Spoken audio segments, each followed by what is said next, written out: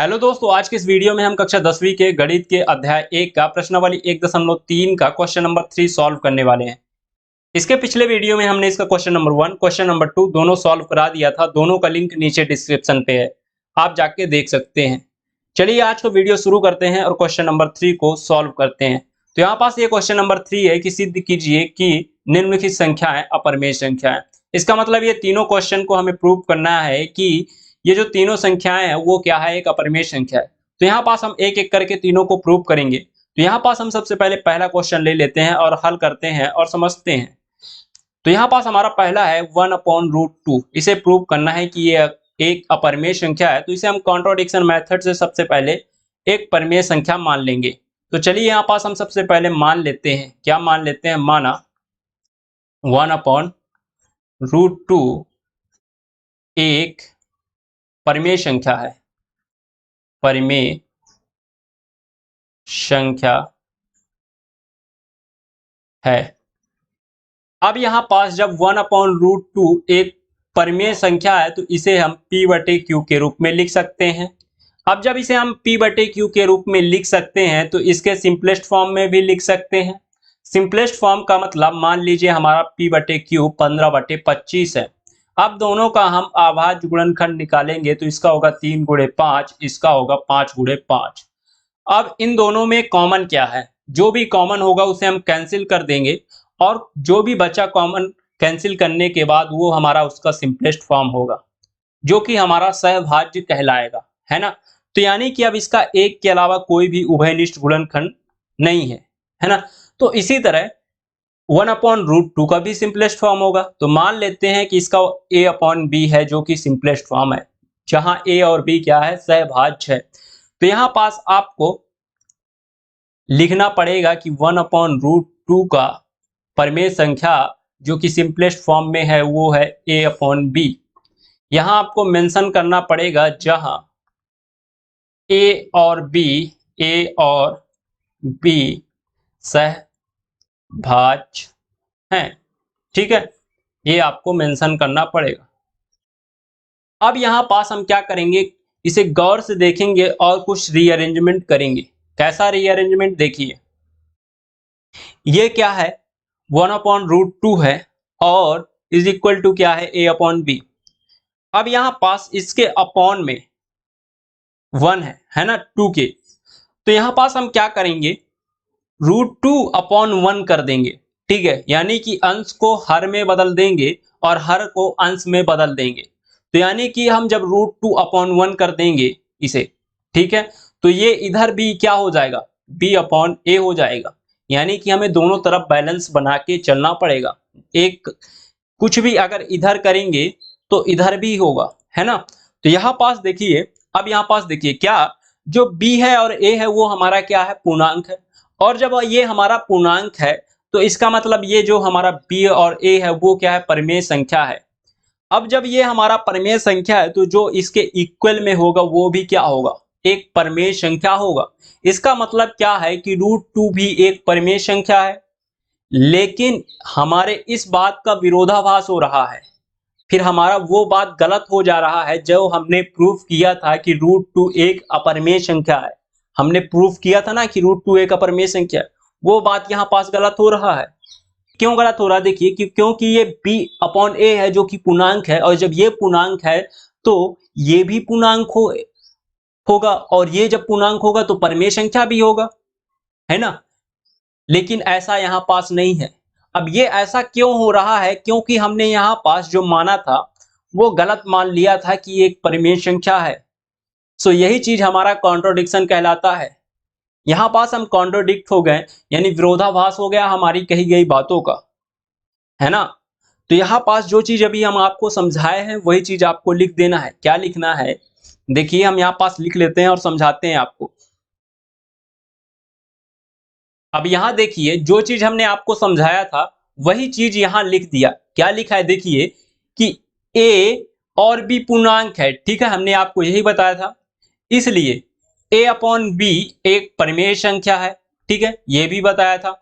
इसका मतलब √2 एक परिमेय संख्या है, ये भी बताया था। लेकिन इससे इस कथन का विरोधाभास हो रहा है, ठीक है, किसका, कि √2 एक अपरिमेय संख्या है ना। तो यह विरोधाभास क्यों हो रहा, तो हमें बताना पड़ेगा। यह विरोधाभास हमें अपने गलत कल्पना से प्राप्त हो रहा है। क्या गलत कल्पना थी, कि 1/√2 एक परिमेय संख्या, ये हमने क्या कर लिया था, गलत मान लिया था। अब जब हमने ये गलत मान लिया था तो सही क्या चीज है, यानी कि इसका उल्टा सही है। तो अतः इससे यह निष्कर्ष निकलता है, क्या निकलता है, कि 1/√2 एक अपरिमेय संख्या है। ठीक है, बस आपको इसमें इतना ही लिखना था। जो चीज आपको समझाया वही चीज यहाँ पास लिख देना था। तो यहाँ पास आपको इसी तरह दूसरा और तीसरा भी सॉल्व करना है। ठीक है, तो आप वीडियो रोकिए और सॉल्व कीजिए। ठीक है, यहाँ पास अब हम चलते हैं आगे और यहाँ पास इसका दूसरा करते हैं। ठीक है, तो यहाँ हम दूसरा हल करते हैं। आपको सेम इसी तरह करना है और कुछ चेंज नहीं है इसमें। ठीक है, दूसरा क्या है हमारा, 7√5 है। ठीक है, 7√5 है, इसे हमें प्रूव करना है। ठीक है, तो यहाँ पास हम सबसे पहले मान लेंगे क्या, कि माना 7√5 एक परिमेय संख्या है। यही करेंगे ना, परिमेय संख्या है, ये हमने मान लिया। अब वही चीज हम बताएंगे आपको कि जब ये 7√5 एक परिमेय संख्या है तो इसे हम p/q के रूप में लिख सकते हैं, और जब हम इसे p/q के रूप में लिख सकते हैं तो इसके सिंपलेस्ट फॉर्म में भी लिख सकते हैं। तो यहाँ पास हम मान लेते हैं कि क्या a/b इसका सिंपलेस्ट फॉर्म है ना। हमने आपको बताया था कि सिंपलेस्ट फॉर्म का मतलब क्या है। ठीक है, तो यहाँ पास हम सीधे लिख लेते हैं क्या, कि 7√5 का सिंपलेस्ट फॉर्म क्या है, a/b, यहाँ हमने मान लिया। अब यहाँ पास आपको मेंशन कर देना है जहां ए और बी क्या है, सहभाज्य है। ए और बी सहभाज्य है, भाज्य है। अब यहाँ पास हम फिर से इसको क्या करेंगे, रीअरेंजमेंट करेंगे। कुछ रूट वाले बस को इधर रहने देंगे और बाकी को हम सब इधर पक्षांतर कर लेंगे। देखिए कैसे, √5 को इधर रहने दीजिए, 7 क्या है इसके मल्टीप्लाई में, तो इधर आके क्या हो जाएगा, डिवाइड में हो जाएगा। यानी कि ये हो जाएगा a/7b, है ना। इधर मल्टीप्लाई में था, इधर आया तो क्या हो गया, डिवाइड में हो गया, बस और कुछ नहीं। अब यहाँ पास फिर से वही चीज हो गया है कि जो a है और 7 है वो b है, वो क्या है, एक पूर्णांक है, और जब ये पूर्णांक है तो एक परिमेय संख्या होगा, और जब ये एक परिमेय संख्या है तो ये भी √5 भी एक परिमेय संख्या होगा। लेकिन हमारे इस बात का विरोधाभास हो रहा है, जो हमने प्रूव किया था कि √5 एक अपरिमेय संख्या है, इसका ये विरोधाभास हो रहा है। और ये तो परिमेय संख्या है, तो इसका मतलब ये भी परिमेय संख्या होगा। तो यहाँ पास कॉन्ट्रोडिक्ट हो रहा, विरोधाभास हो रहा। ये विरोधाभास क्यों हो रहा है, क्योंकि हमने यहाँ पास क्या किया था, 7√5 को एक परिमेय संख्या मान लिया था। ठीक है, तो यहाँ पास जो चीज हमने आपको पिछले वीडियो में समझाया था वही चीज यहाँ पास लागू होगा, है ना। और वही चीज आपको यहाँ लिखना भी है, बस यहाँ पास आपको इसके न्यूमेरिक वैल्यू बदल देनी है। ठीक है, तो यहाँ पास आपको लिखकर मैं जल्दी से दिखा देता हूं।